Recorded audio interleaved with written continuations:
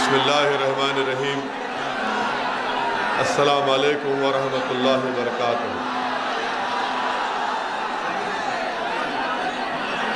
मंच पर बैठे हुए उत्तर प्रदेश मजलिस इत्तेहादुल मुस्लिमीन के सदर मोहतरम जनाब शौकत अली साहब, मजलिस इत्तेहादुल मुस्लिमीन के प्रत्याशी वो मौजूदा विधायक मेरे भाई जनाब शालम साहब उर्फ गुड्डू जमाली साहब, और मंच पर बैठे हुए तमाम सियासी नेता, मेरे जमात के रुफ़क़ा, मोअज़्ज़िज़ हाज़रीन इकराम, मेरे गयूर नौजवान साथियों, आप तमाम का बेहद शुक्रिया कि आपने अपना कीमती वक्त निकाल कर आज के इस मीटिंग में शिरकत की।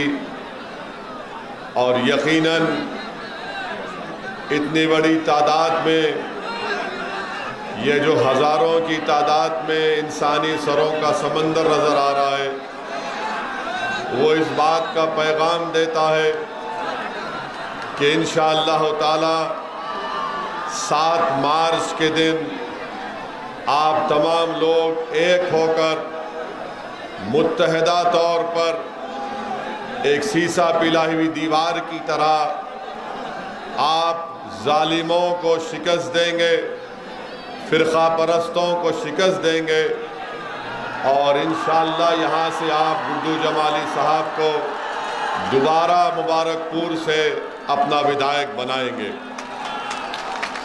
मेरे अजीज़ दोस्तों और बुज़ुर्गों, हमारे क़मर कमाल साहब आज़मगढ़ सदर के मजलिस के प्रत्याशी हैं, अब्दुल्ला साहब गोपालपुर से मजलिस के प्रत्याशी हैं, अब्दुर्रहमान निज़ामाबाद से मजलिस के प्रत्याशी हैं, जावेद आलम दीदारगंज से हैं, पंकज मौर्य सकड़ी से हैं, और महेंद्र प्रताप सोंकर साहब जो जन अधिकार पार्टी बाबू सिंह कुशवाहा साहब की है, वो मोहम्मदाबाद से प्रत्याशी है, उनका निशान गैस का सिलेंडर है। हमारे ज़िला सदर नदीम साहब, विधानसभा सदर शालम साहब, यूथ सेक्रेटरी अयाज अहमद साहब।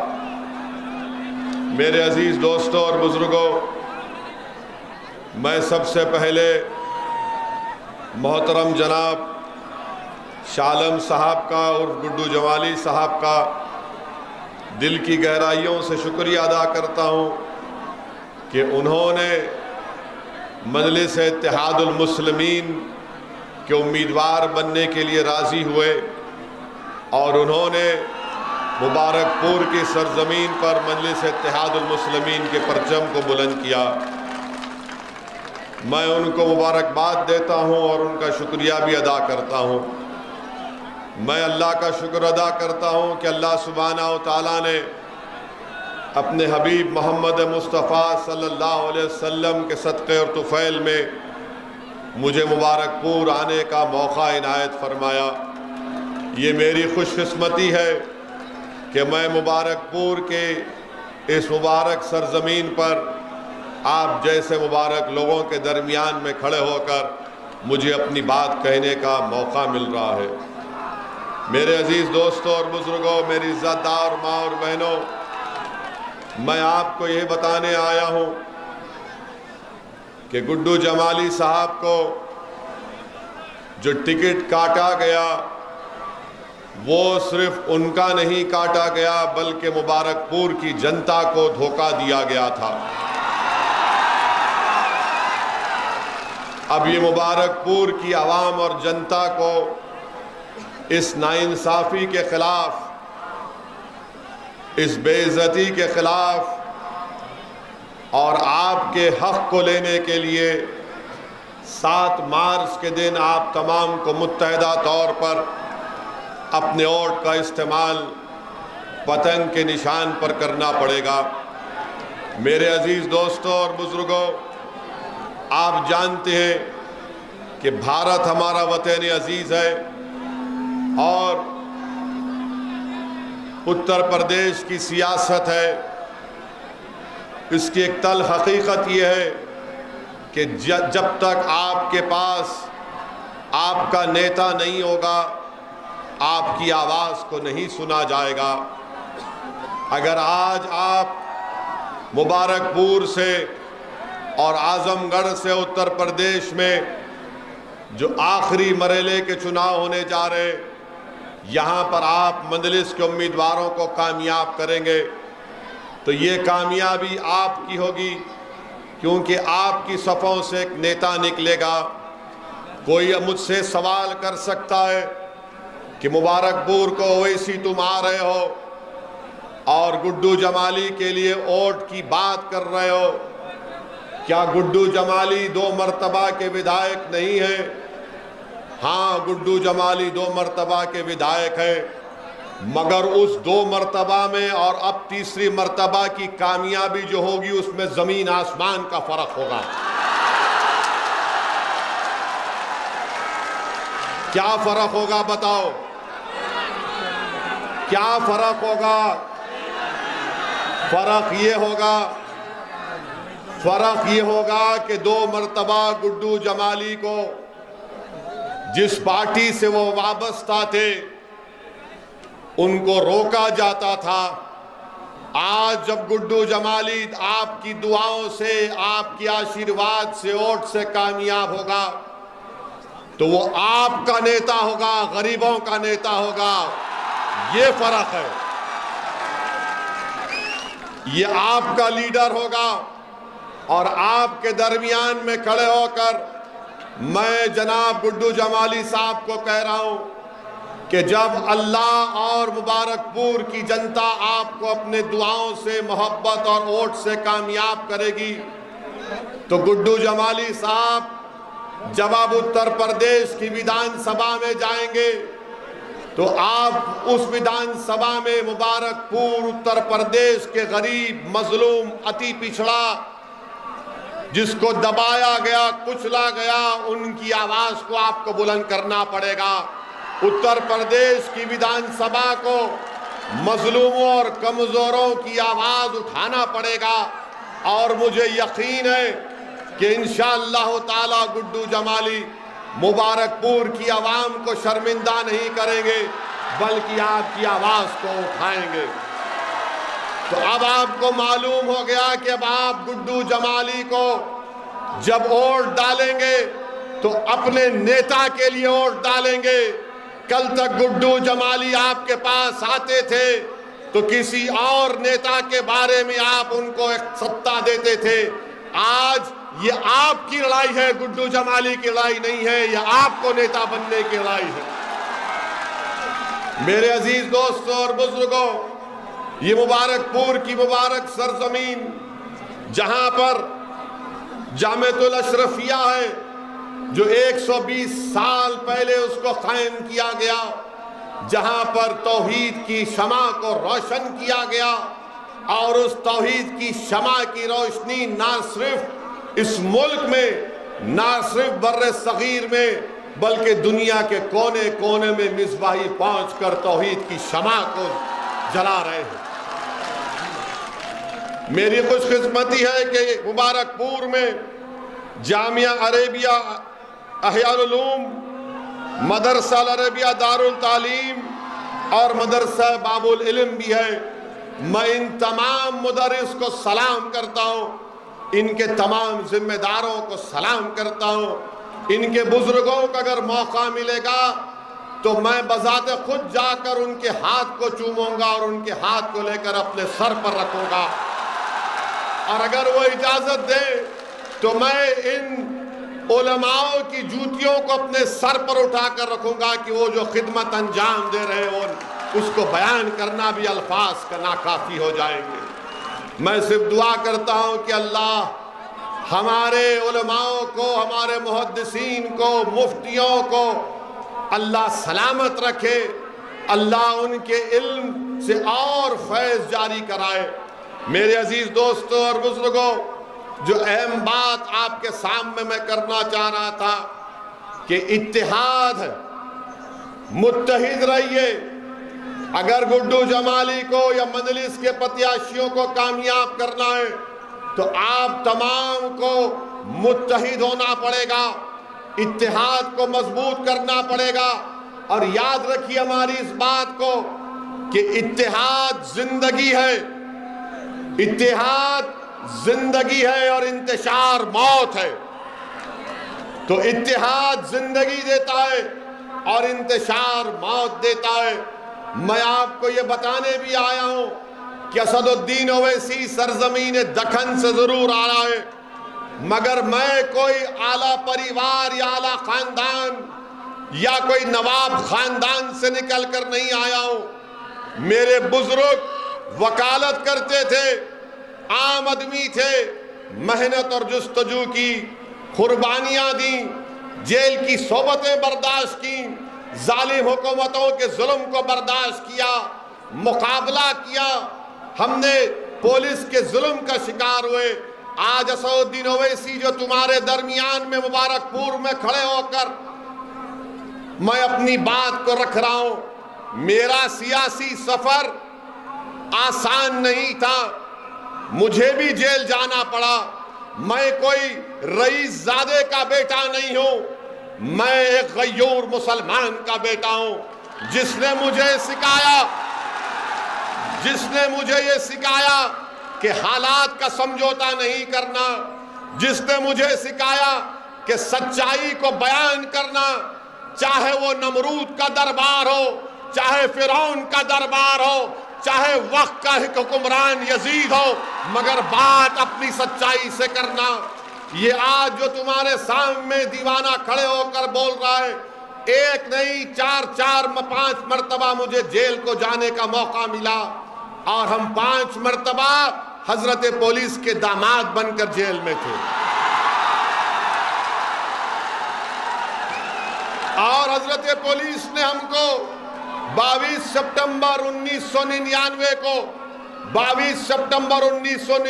को पुलिस ने हमारी विधानसभा में हमको मारा, पीटा, रोड पर गिरा कर हमको मारा। हमारे सर पर 18 टाके लगे, हमारी पीठ और पैर खून से लहूलुहान हो गई।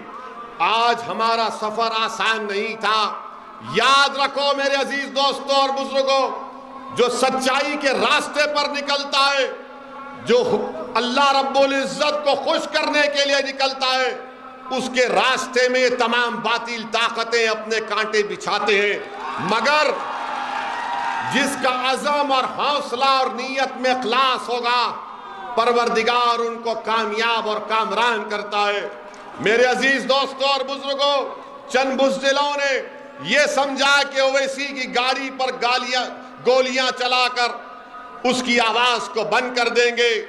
मैं उन बुज़दिलों से कहना चाह रहा हूं, वो नाथूराम गोडसे की नाजायज औलाद से कहना चाह रहा हूं, मैं उन लोगों से कहना चाह रहा हूं जो असल दिमाग है, जो मैं उन लोगों से मुखातिब हूं आज, जो उन जालिमों के हाथ में तुमने बंदूक थमाई। अरे याद रखो, 4 गोलियां चलाओ या लाखों चलाओ, ओवैसी की जबान बंद नहीं होगी, बंद नहीं होगी। हाँ, अगर अल्लाह ने तय कर लिया कि मेरी मौत होगी, मगर मेरी जबान तुम बनोगे ना मेरी जबान। मेरी इस दुनिया से चले जाने के बाद भी आप मेरा काम करोगे। ये मेरा काम नहीं, आपका काम है। क्या आप डरोगे? क्या आप गोलियों से डरोगे? क्या आप जालिमों से डरोगे? क्या हुक्मरानों से डरोगे? क्या तुम मोदी से डरोगे? क्या तुम अखिलेश से डरोगे? किससे डरोगे बताओ फिर? किससे डरोगे? किससे डरोगे? तुम जब अल्लाह से डरते तो गुड्डू जमाली तुम्हारा क्या बना बताओ? तुम्हारा भाई, तुम्हारा बेटा, तुम्हारा चचा बना। जब तुम रब्बे करीम की मोहब्बत का दावा कर चुके तो तुमने गवाह बना दिया जमीन और आसमान को। तो 7 तारीख के दिन डरना नहीं, पुकार कर जाना पोलिंग बूथ को, हिम्मत से जाना पोलिंग बूथ को और पतंग के निशान पर बटन दबाना, यह कहकर कि मैं यहां का विधायक बनने वाला हूं। करेंगे ना आप? करेंगे ना आप? मेरे अजीज दोस्तों और बुजुर्गों,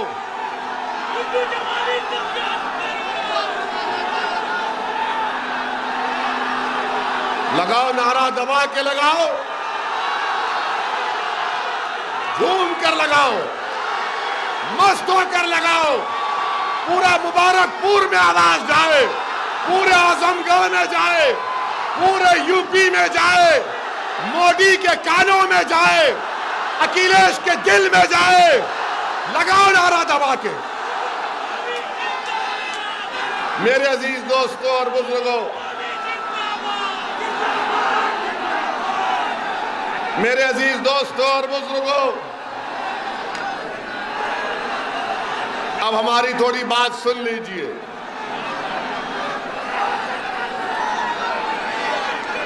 मेरे अजीज दोस्तों और बुजुर्गों, हम आपको बता रहे थे कि कोई आपसे कहेगा हमारे जाने के बाद, कोई कहेगा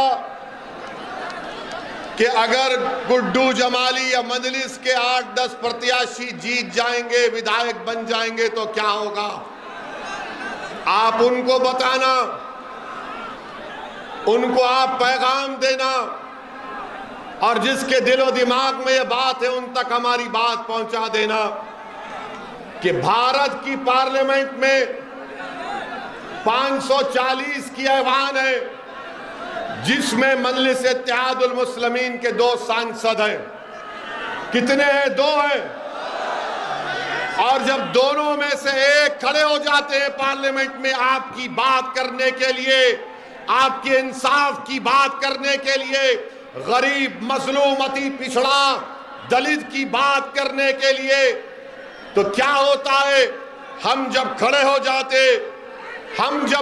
जाते, जब दलित की बात करने के लिए, अंबेडकर के संविधान को बचाने की जब बात हम करते हैं, तो बीजेपी के 306 एमपी खड़े होकर ओवैसी को बोलते हैं बैठ जा, बैठ जा, बैठ जा।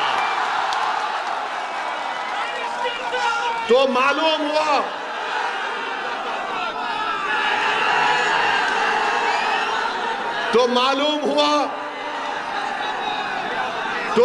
हुआ कि ओवैसी, असदुद्दीन ओवैसी सिर्फ अल्पसंख्यक समाज मुसलमान की बात नहीं करता। असदुद्दीन ओवैसी सिर्फ दलितों की या अति पिछड़ा आदिवासियों की बात नहीं करता। असदुद्दीन ओवैसी जो कमजोर है उसको ताकतवर बनाने की बात करता था और करता रहेगा। हमने कभी भी मजहब के नाम पर भेदभाव नहीं किया। मेरी कोई एक ऐसी तकरीर दिखा दो जहां पर मैंने किसी समाज या किसी मजहब के बारे में कहा मेरी लड़ाई संविधान बचाने की है।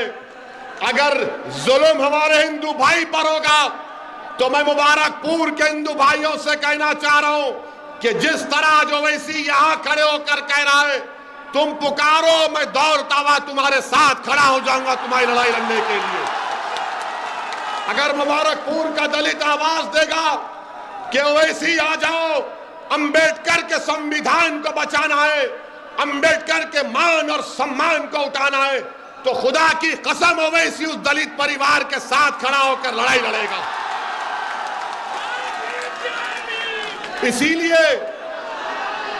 इसीलिए जब 2019 में हैदराबाद की आवाम ने हमको चौथी मर्तबा रुकने पार्लियामान एमपी बनाया, तो हम जब हल्फ लेने के लिए गए तो बीजेपी के 300 एमपी नारा लगाना शुरू कर दी। हमको देखकर हमने भारत के संविधान पर, अल्लाह के नाम पर हल्फ लिया। उसके बाद हमने नारा लगाया जय भीम।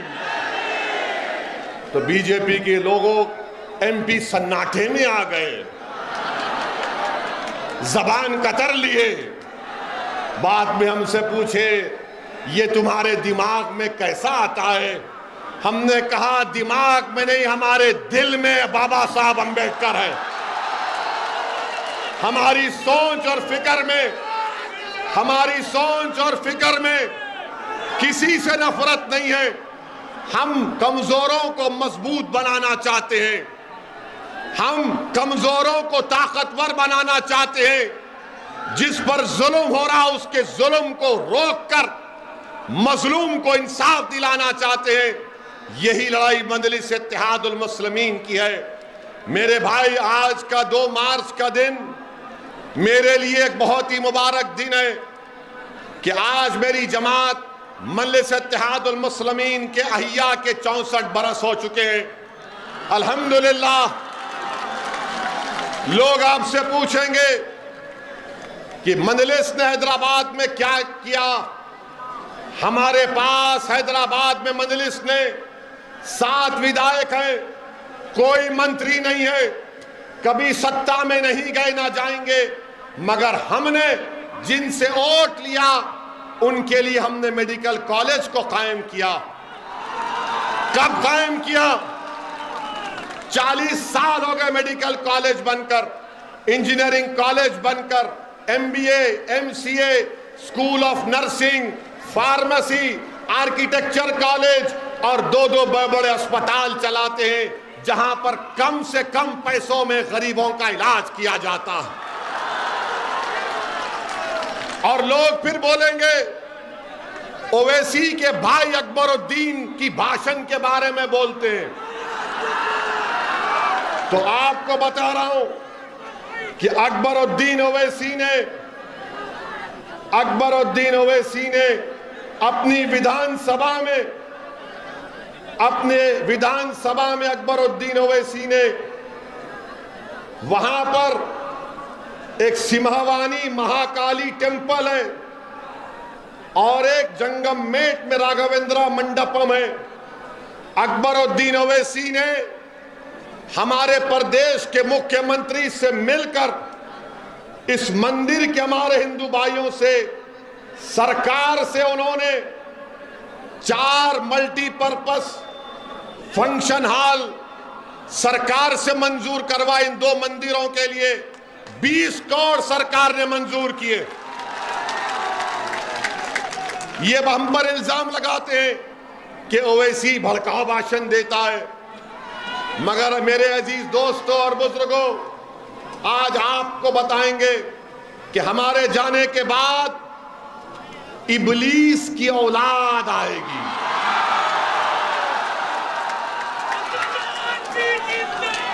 अबू जहल अबू लहब की नाजायज औलाद आएगी।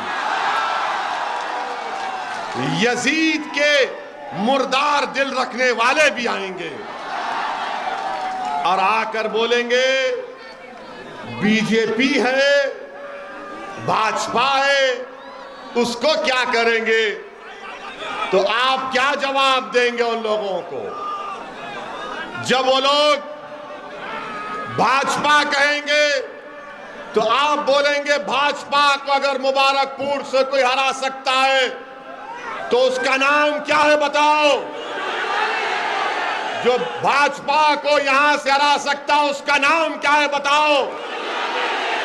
आवाज में और ताकत आनी चाहिए, वहां से भी आनी चाहिए, वहां से भी आनी चाहिए।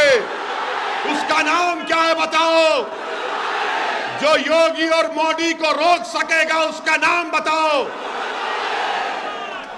आप अखिलेश, बड़े और छोटे अखिलेश, देख लो जनता ने कह दिया कि 7 मार्च के दिन किसको वोट देंगे, किसको वोट देंगे, किसको वोट देंगे।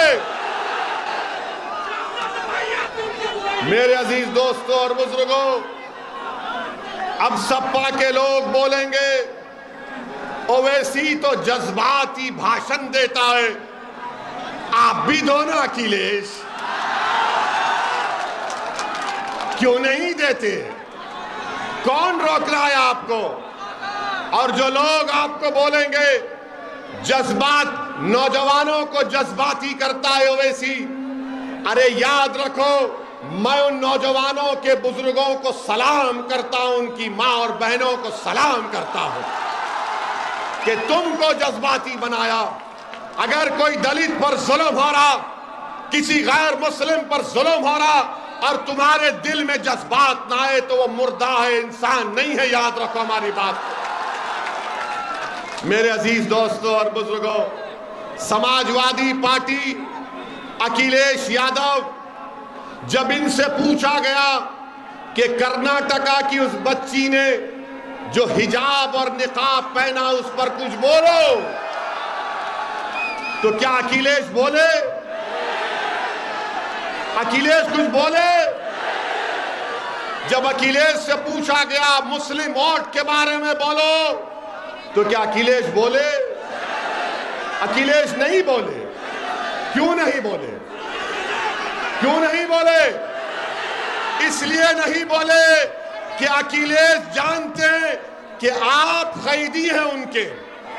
क्या आप उनके कैदी हैं? क्या आप दरी बिछाएंगे?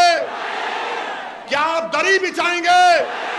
क्या आप गुड्डू जमाली को कामयाब करेंगे? क्या आप अखिलेश को हराएंगे?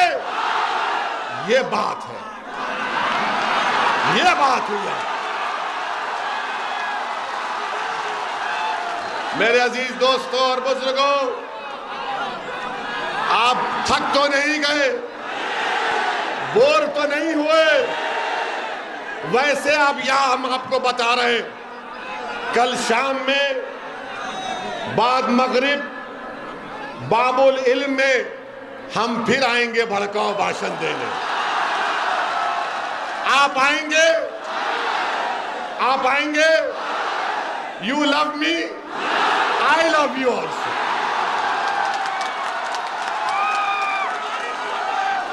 इसको बोलते दो तरफा मोहब्बत, इसको बोलते दो तरफा मोहब्बत। अखिलेश को खाली एक तरफा मोहब्बत मत करो, अपना भाई है उसका साथ दो, गुड्डू जमाली को कामयाब करो। ये लड़ाई हमारी है, ये लड़ाई में आपको गुड्डू जमाली को कामयाब करना है। समाजवादी आपकी आवाज ना कभी थी ना है।